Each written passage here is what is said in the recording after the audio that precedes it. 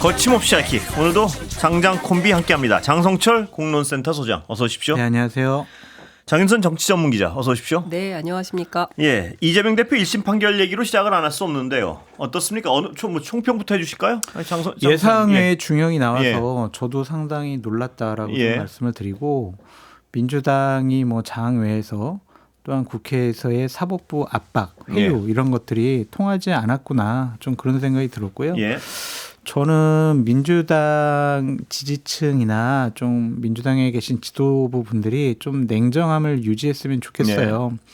25일 날 또 판결이 있잖아요. 근데 더 세게 장애 집회하고 여론의 압박, 지지층의 압력 이런 것을 통해서 어려움을 좀 탈출하고자, 극복하고자 노력한다라는 것이 소용없다라는 게 지난번 판결로 나타났잖아요. 그래서 차분하게 재판정에서 변호인을 통해서 좀 여러 가지 위기 탈출을 위한 방안을 강구하시는 것이 좋지 않을까, 그런 생각이 들었습니다. 장 기자님 어떻게 보셨습니까? 일단 뭐 저는 뭐 워낙 민주당 쪽 취재를 많이 하니까 민주당 분들은 대체로 선거법은 무죄다. 그런데 그 25일에 있을 그 뭐죠? 위증교사. 이 문제는 조금 근데 그것 또한 무죄 가능성이 높다 이렇게 전망을 해서 전 당연히 그렇게 생각을 했고, 법조 기자들 중에도 좀 보수적으로 보는 기자들은 뭐 그 한 벌금 80만 원 정도 나오지 않을까, 100만 원 미만일 거다, 이제 다들 이렇게 예상을 했는데 의외의 중형이 나오면서 상당히 그 내부의 파문은 좀 있는 것 같습니다. 그런데 민주당 국회의원들 제가 오늘 쭉 취재해 보니까 동요가 있는 것은 아니다라는 분위기고, 뭐 김부겸 전 총리가 초월의 회원들을 만나고 뭐 이런 게 뉴스로 나오긴 하지만 당 내가 흔들리거나 이런 분위기는 전혀 아니다라는 얘기를 해주고 있습니다. 다만 민주당 원내에서는 이게 어쨌든 이게 그 한동훈 대표가 용산 다녀오고 나서 기류가 많이 바뀌었다. 어떤 기류가 말씀이신가요? 그러니까 그 전만 하더라도 이재명 대표하고 만나서 뭐 이제 그 이후에 뭐 대응 같은 걸 논의하고 뭐 이런 분위기였는데 용산 다녀오고 나서 그 기류가 꺾이고, 뭐 민주당 쪽에서 뭐 이러저러한 만남을 요청했을 때 그게 잘 안 된 걸로 보아할 때 뭔가 있었던 거 아니냐라는 의심을 좀 하는 것 같아요. 근데 그 내용이 구체적으로 무엇인지는 말은 안 해주고 있기 때문에 제가 그걸 설명을 전달하기는 좀 어려울 것 같고, 중요한 포인트는 이 프레임이 그러니까 지금 벌써 3차 범국민 행동이 진행이 된 거고, 지난주 토요일에는 비가 많이 왔는데도 주최 측 추산 10만이 모인 건데요. 한동훈 대표는 이게 이재명 대표의 재판에 뭐 불응하거나 그래서 판사들을 겁박하기 위한 시위다, 이렇게 프레임을 짜지만, 저도 어제 그 토요일 날 현장에서 많은 시민들을 만났을 때 시민들의 발언은 이재명 대표 재판에 대해서도 물론 물어보면 답변을 하지만 핵심은 윤석열 정권에 대한 비판이거든요.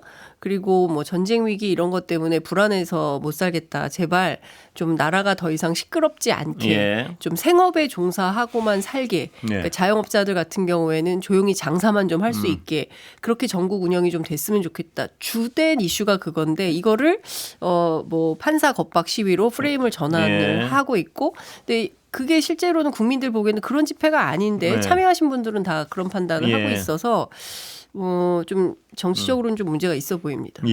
장사님은 저는 그러니까 민주당에서 이러한 반응이나 메시지나 행동을 안 했으면 좋겠어요. 최민희 의원이 어쨌든 집회 현장이라는 특수성이 있지만 해서는 안 될 말을 좀 하신 것 같고, 이해식 비서실장 같은 경우에는 본인 SNS에 이재명 대표를 신의 사제, 신의 종에 비유하는 그런 글을 올렸단 말이에요.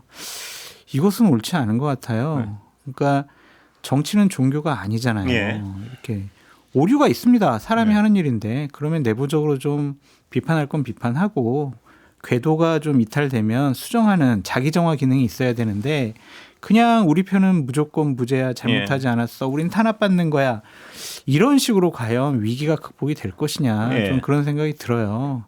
그래서 지금 많이 화도 나시고 흥분해 계시지만 좀 냉철하게 이재명 대표를 위하는 게 아니라 민주당과 진보 진영을 위하는 길이 무엇인가, 그것을 좀 생각해 보셨으면 좋겠습니다. 저는 장윤성 기자님과 토론을 하면서 몇 번 이 말씀을 드린 것 같은데 민주당의 이재명이어야지 이재명의 민주당이 되어서는 안 된다라고 말씀드리고 싶어요. 민주당은 정말 유구한 전통을 가진 정당이잖아요.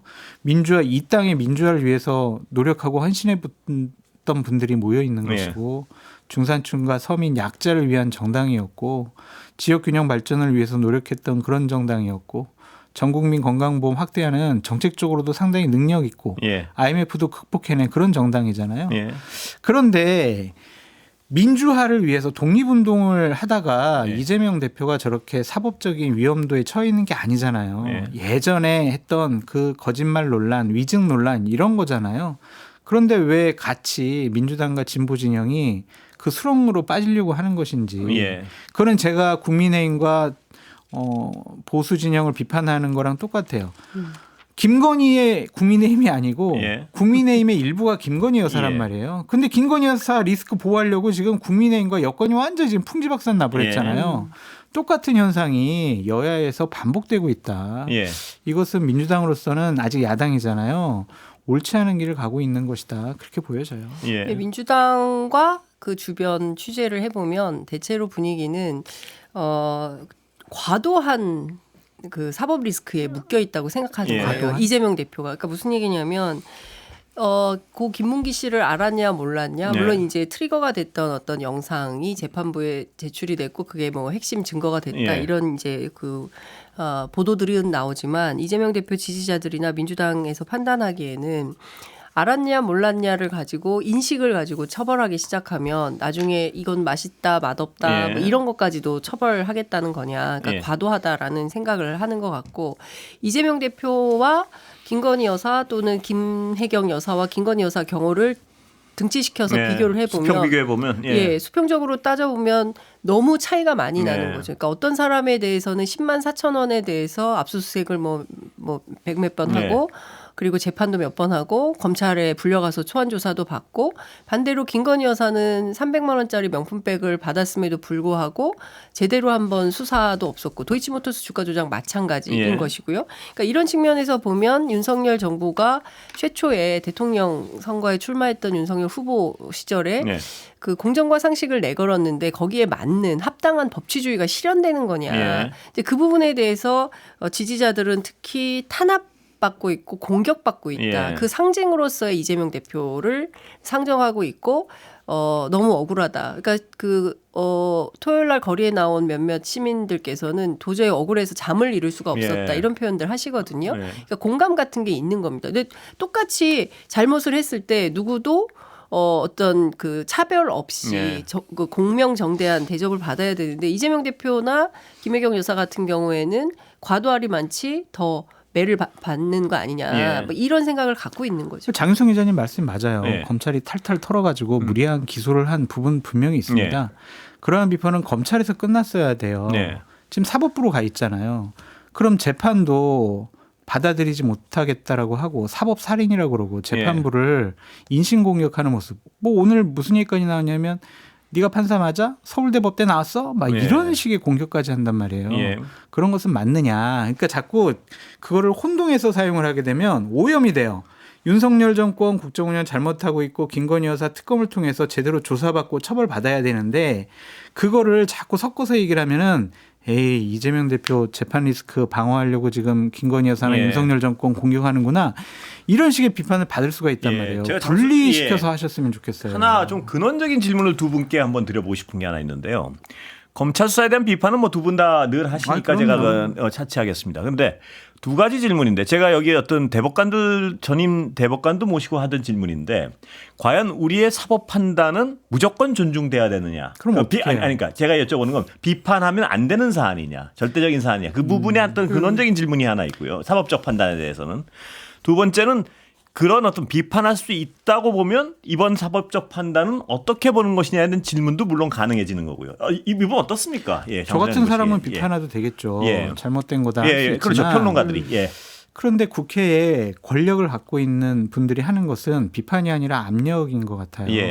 예산을 깎을 수 있고 법과 제도를 바꿀 수가 있기 때문에 그것은 사법부라는 국가의 시스템을 망가뜨리고 흔들려는 시도로 보일 수밖에 없다. 왜? 이재명 대표를 보호하려고.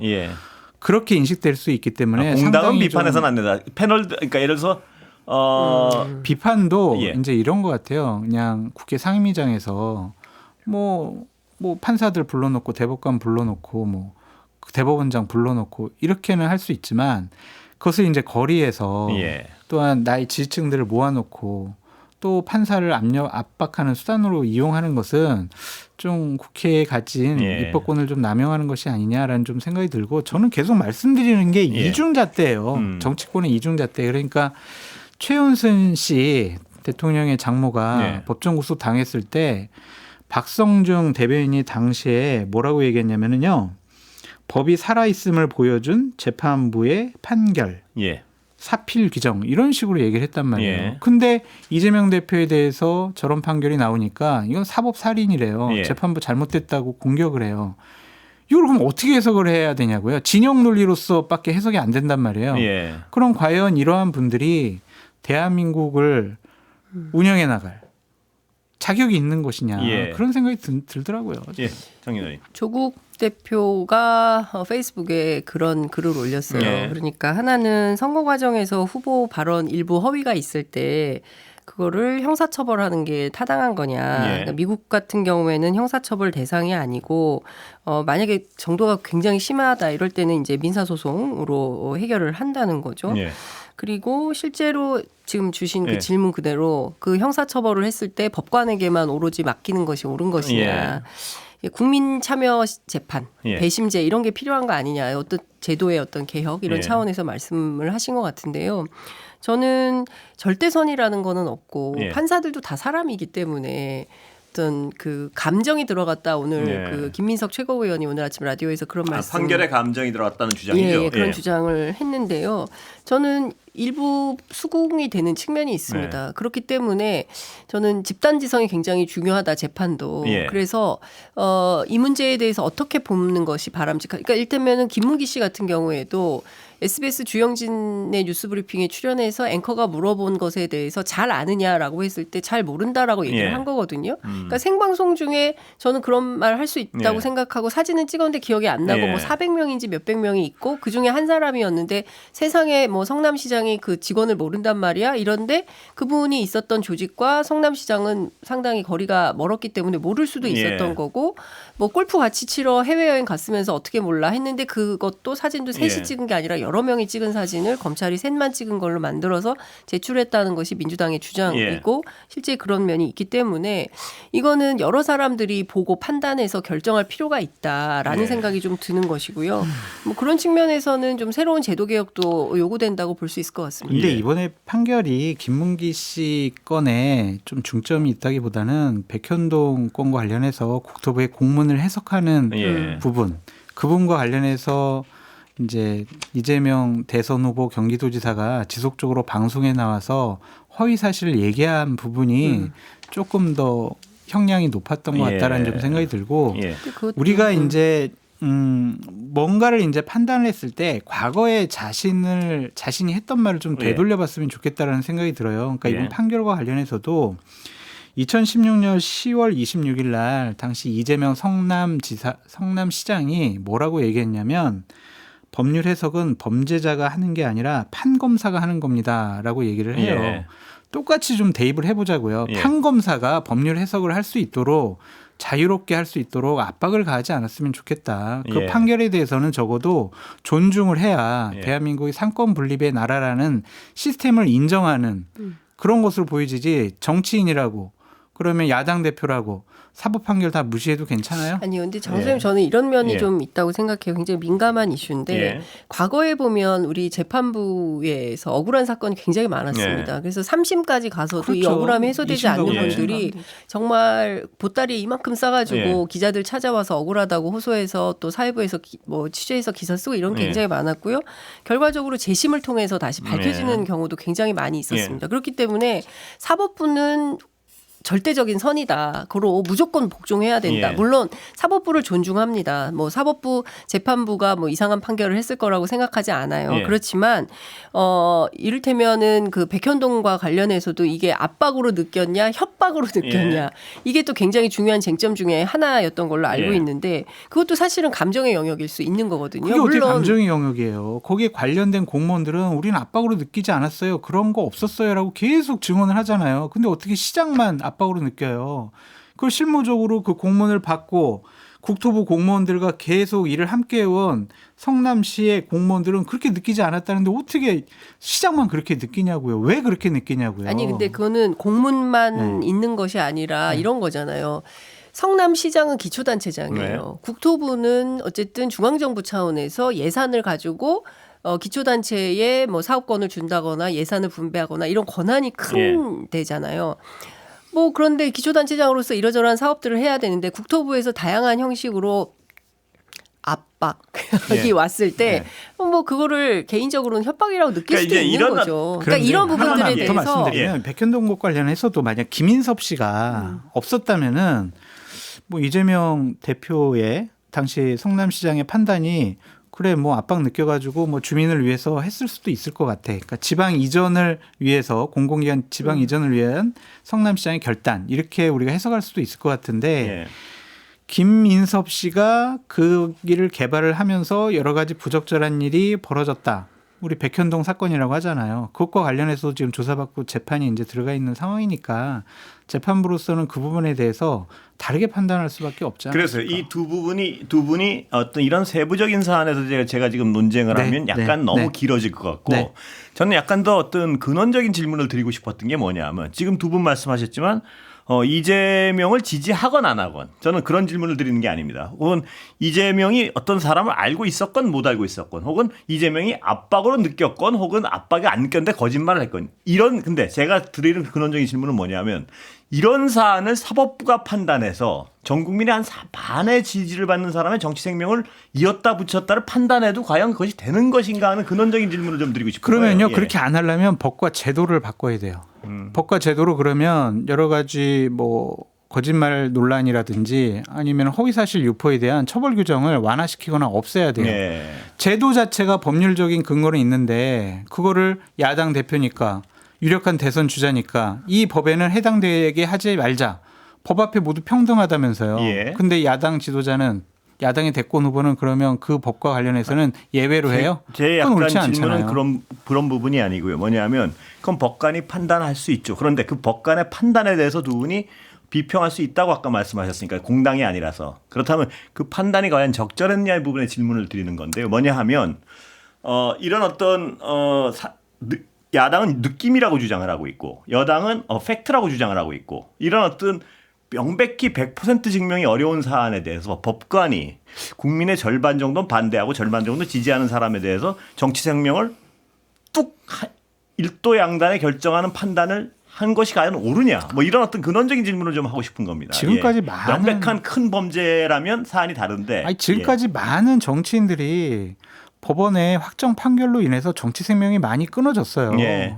의원직도 상실했고요. 피선거권 제한됐습니다. 예. 근데 그거를 근본적으로 문제 삼는다라는 것은 좀 무리가 있어 그게 보이고. 이제 제가 여쭤본 것보다는 이 사안이 그럴 만큼 큰 사안이냐는 어떤 근원적인 질문부터 한번 드려본 겁니다. 예.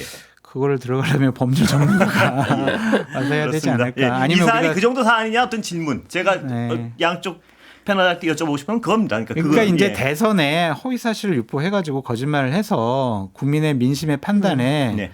아주 잘못된 정보를 제공한 것은 큰 죄가 아니냐라고 법원이 판단한 것 같아요. 근데 이런 게 있는 것 같아요. 저는 그러니까 어쨌든 고의성이 있냐 거짓말이냐 아니냐 저는 이제 이런 게 굉장히 그 중요한 네. 어떤 그 판단의 근거가 됐을 거라고 생각을 하는데 사실 윤석열 대통령이 최근에 진행된 명태균 씨 관련해서도 그렇고 그 대통령실이 내놓는 해명마다 거짓 해명, 골프 문제도 그렇고요. 예. 이런 걸 보면 고의성이 있냐 없냐 이것도 사실은 판단이 좀 필요한 거거든요. 예. 그러니까 저는 이런 거예요. 어떤 사람에 대해서 어떤 문제를 바라보는 것에 대해서 상당히 상대적으로 편파적으로 보기 시작하면 그 끝도 없는 거거든요. 그러니까 누구는 요만큼만 티끌만한 먼지가 있어도 당신은 사법적인 그 단죄를 받아야 해. 당신은 거짓말쟁이고 그 범죄자야. 예. 이렇게 낙인을 찍어가지고 뭐 정치행위를 비롯해서 그 어떤 것도 불가하도록 만들어버리는 이걸 바로 정적주기라고 민주당에서는 비판을 하고 예. 있는 것이고요.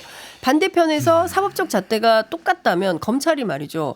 지금 당장 김건희 여사와 관련된 수많은 이슈들에 대해서 예. 공명정대하게 수사를 해서 사법적 재판을 받아야 되는 요소가 있는 겁니다. 예. 근데 그 부분이 결여돼 있어요. 그렇기 때문에 많은 국민들이 특검이 필요하다고 얘기를 하고 이제 광장으로 쏟아져 나와서 시위를 하는 겁니다. 근데 이런 단계까지 들어섰음에도 불구하고 아마도 대통령은 또 특검에 대해서 거부권을 행사를 예. 하겠죠.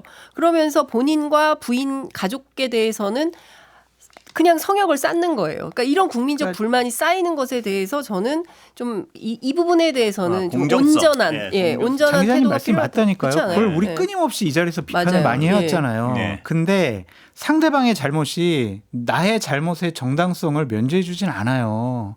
내가 잘못한 것은 내가 잘못한 대로 처벌받고 상대방이 잘못한 것은 처벌받도록 계속 요구하고 문제제기를 해야 되는 것이죠. 윤석열 나쁘고 김건희 여사 잘못됐고 대통령실 허무맹랑한 거짓 해명을 하고 있으니까 나 그러면 저러한 중형 판결 받으면 안 돼. 억울해. 아니, 이런 식의 그런 접근 건 방법은 아니죠. 옳지 않은 그러니까 것 같아요. 뭐 나도 잘못했고 너도 잘못했으니까 둘 다 뭐 반반 가르자 이런 식의 태도와 접근을 하는 것은 아니고요. 그러니까 지금 진행되는 과정을 보면 윤석열 정부 출범 이후 지금 2년여 동안 이재명 대표는 정말 많은 그 언론 지면에 범죄자 낙인이 찍혀가지고 예. 재판받죠, 수사 받았죠, 그렇지 않습니까? 김혜경 여사도 마찬가지고요. 그러니까 반대로 김건희 여사와 윤 대통령에 대해서는 사실 사법 무풍지대에 있는 거 아니겠습니까? 예. 기소조차 안 하니까요, 검찰이. 예. 기소를 해야 재판을 받는 건데 잘못했다니까요. 기소를 안 하고 있으니까 그 문제를 얘기를 하는 겁니다. 예. 그런 면에서는 그거랑 이거랑 공명정대하지 섞어서 않다. 얘기하시는 아니 것은 착종시켜서 좀 말하려고 옳지 하는 것이 않다, 아니라 이런 생각이 이게 과연 온당한 사법적 잣대인 거냐. 예. 그 부분에 대해서는 많은 국민들이 사법적 잣대는 아니고 불만을 갖고 있는 검찰권의 잘못이죠. 그러니까 검찰권의 판사들은 잘못된 행사죠. 검찰이 기소를 안 하니까 자기네들이 어떻게 할 수 없는 예. 건데 사법부가 잘못했다라고 몰고 가는 것은 좀 무리가 있어 보인다. 예. 두 분 여기까지 하겠습니다. 10초 남았는데. 딴 얘기가 많았는데. 예. 글쎄 말입니다. 장윤선 정치전문기자, 장성철 공론센터 소장이었습니다. 감사합니다. 감사합니다. 감사합니다.